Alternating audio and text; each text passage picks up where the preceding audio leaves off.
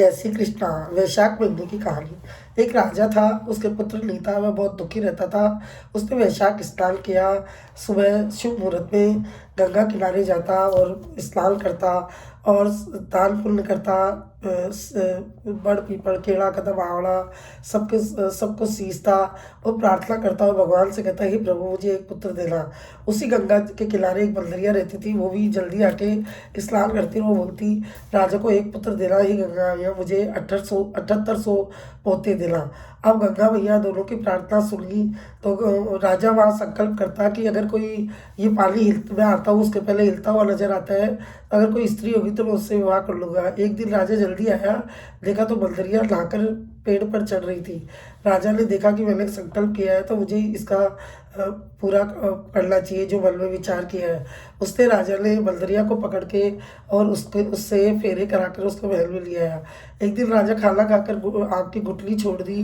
बंदरिया आके उस गुठली को चूस गई, खा गई।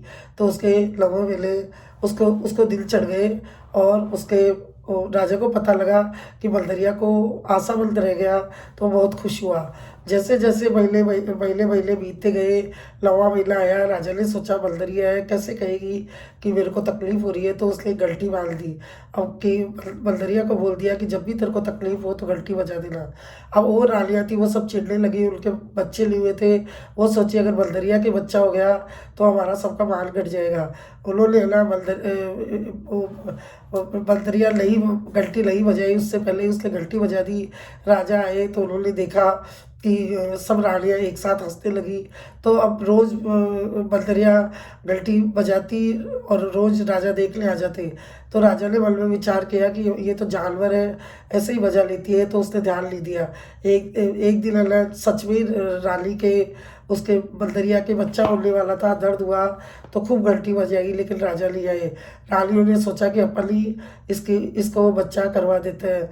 सब रानियों ने मिलके उसके आंखों के पट्टी बांध दी और उसके पुत्र पैदा हो गया।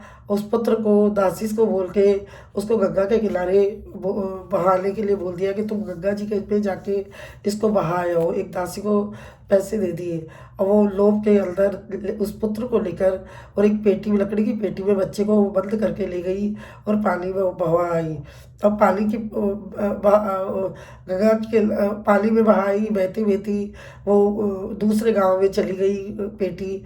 वहाँ पे एक कुमार आया हुआ था, उसके बच्चा नहीं था। उसने देखा ये पेटी के, इस पेटी में क्या है, गंगा के किनारे खड़ा था। उसने खोल के देखा तो पुत्र निकला। उसने वो पुत्र घर ले गया और अपनी खुमारी से बोला कि अल्लाह देखो, भगवान ने अपनी प्रार्थना सुनी और आज अपने घर पे अपने आप ही बच्चा आ गया। उस बच्चे को वो पालने लगे। बच्चा धीरे धीरे बड़ा हो गया। उसमें राजा महाराजाओं के से गुण नजर आने लगे। इधर बंदरिया को बता दिया रानियों ने कि तेरे पत्थर पैदा हुआ है। राजा को पता लगा कि मेरे पत्थर हुआ है तो बहुत रोया, बहुत दुखी हुआ। उसने सोचा पुत्र तो औरतों के होते हैं, बंदर के कहाँ से बच्चा होगा, बंदरिया के। तो उसने मन में विश्वास कर लिया कि हो सकता है पत्थर ही हुआ होगा। अब वो सूरज की जैसे ही है ना कुमार मिट्टी लेने गया तो उसको बक्से को लेके आ गया और उसमें से पुत्र निकला। पुत्र को देख के दोनों बहुत खुश हुए और बेटा जल्दी जल्दी बड़ा होने लगा और उसमें राजा महाराजाओं के से गुण नजर आने लगे। और बच्चा बड़ा हुआ तो वो घोड़े बनाने लगा मिट्टी के। अब घोड़े बनाता और कुएं की पहाड़ पे बैठ जाता। इधर उस गांव से, राजा वाले गांव से लड़कियां गलगोर पूज रही थी तो वो पानी गलगोर के लिए मिट्टी लेने गई कुमार के उधर। तो वो मिट्टी लेके आ रही थी, उनको प्यास लग गई। उन्होंने देखा एक छोटा सा बच्चा घोड़े बला बला के खेल रहा है। वो देख के उसको बोली कि तुम हमें पानी पिला दो, हमें प्यास लग रही है। उसने कहा कि पानी तो जब पिलाऊंगा तुम सबको, जब है ना तुम मेरे चक्कर लगाती जाओगी।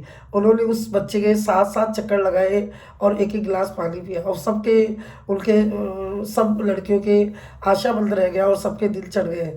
अब सब घर आई तो सबके सब, किसी के उल्टी हो रही है, किसी की तबीयत खराब हो रही है। तो उन्होंने सबने उनके घर वालों ने सबने उनको दिखाया डॉक्टर को, तो बताया कि मुश्किल के गर्भ है। अब सब सब परिवार वाले परेशान हो गए कि कंवारी लड़कियों के सबके पेट में बच्चा है, ये कैसे हो सकता है। और उन लड़कियों से पूछा कि तुम कहाँ गई थी और ये सब कैसे हुआ। उन्होंने कहा कि हम गांव के दूसरी पल्ली तीर, गंगा के दूसरी पल्ली तीर गए थे मिट्टी लेने। तो वहाँ एक कुम्हार का लड़का था और उसने कहा कि साथ साथ चक्कर लगाती जाओ, पानी पीती जाओ। हम सबको प्यास लग रही थी और हम वहाँ पानी पी के आ गए, उसके साथ साथ चक्कर लगाए सब। अब गांव वाले बोले कि तुमने तो उसके फेरे खा लिए और ये बच्चा उसी का है। अब वो कुमार के पास गए और वो उन्होंने सबने पहले राजा जी को शिकायत करी कि राजा जी हमारी हमारी बच्चियों की हालत है, अब उस लड़के से हमारी बेटियों की शादी करवाओ। अब उस कुमार के पास गए, कुमार ने कहा महाराज मैं गरीब आदमी हूँ, मेरे तो एक ही बेटा है, मैं इतनी रानियों को कहाँ से रखूँगा, मेरे पास तो कोई व्यवस्था भी नहीं है रखने की। राजा जी बोले कि हम व्यवस्था करेंगे। राजा जी ने एक गाँव बसा दिया कुमार के घर के पास और पूरे गाँव उसको लड़के को वो सारी लड़कियां पढ़ना दी। और वो कुमार तो बहुत खुश हुआ कि कहा एक पुत्र नहीं था, आज इतनी सारी पुत्रियां आ गई, बहुएं आ गई मेरे घर में, बहुत खुश हुआ। सब वो शादी करके सारी बहुएं वहाँ आ गई और रहने लगी, पूरी नगरी बस गई। अब राजकुमार बहुत खुश हुआ और सब राजकुमारियों के पुत्र पैदा हुए। अब पुत्र बड़े हुए तो राजकुमार ने सोचा कि अला पिताजी, अपने इतने सारे आपके इतने सारे पोते हुए हैं तो अपने को जग हेड़ा देना चाहिए, पूरे गांव को जिमाना चाहिए।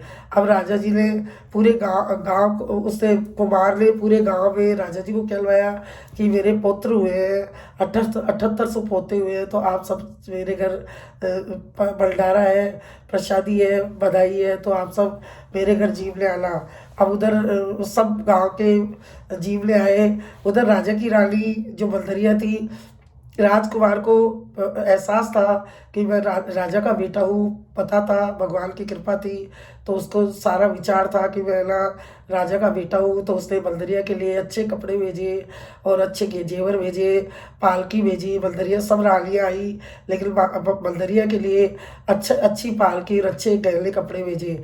वो सब पहन के बंदरिया आई और ऊंचे उसको सब रानियाँ नीचे सिंहासन पे बैठी और सब उस बंदरिया को ऊंचे सिंहासन पे। राजा जी को वो सब रानियाँ कहने लगी कि ये तो आपका हमारा और आपका अपमान है, हम सबको तो नीचे बिठाया और बंदरिया का इतना मान सम्मान किया है, ये क्या कारण है। अब उसको बालक को पूछा, उसको कुमार के बेटे को पूछा कि ये सब क्या है, नाटक है। राजा जी ने पूछा, बोले नाटक कुछ भी नहीं है, आप देखते जाओ। अब सब अपने अपनी जो उसकी कुमार की बेटे की बहुएं थी, उस राजकुमार ने सारी बहुओं को कहा कि मेरी माँ के सब ऊंचे सिंहासन में बिठा दिया और ये बेटे जो तुम्हारे पुत्र हुए हैं सब मेरी माँ को गोद में देती जाओ और पाँव छूती जाओ।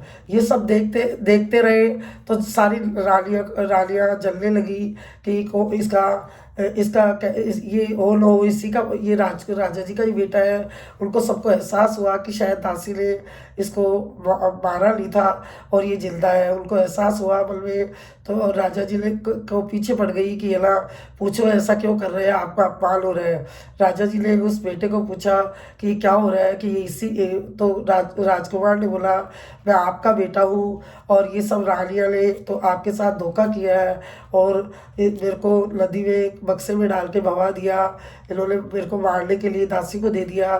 मैं आपका ही बेटा हूँ, या आपकी पतली ये बंदरिया है, इससे ही मैं पुत्र पैदा हुआ हूँ, या आपकी सारी बहुएं हैं और ये पोते हैं। ये तो बंदरिया से पूछा कि ये तुम्हारा बेटा है।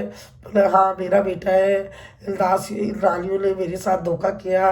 तो राजा ने उन सब रानियों को तो जंगल में देश निकाला दे दिया और बंदरिया को लेके गए। बंदरिया से पूछा इतने सारे एक बेटे के इतने पोते कैसे हुए।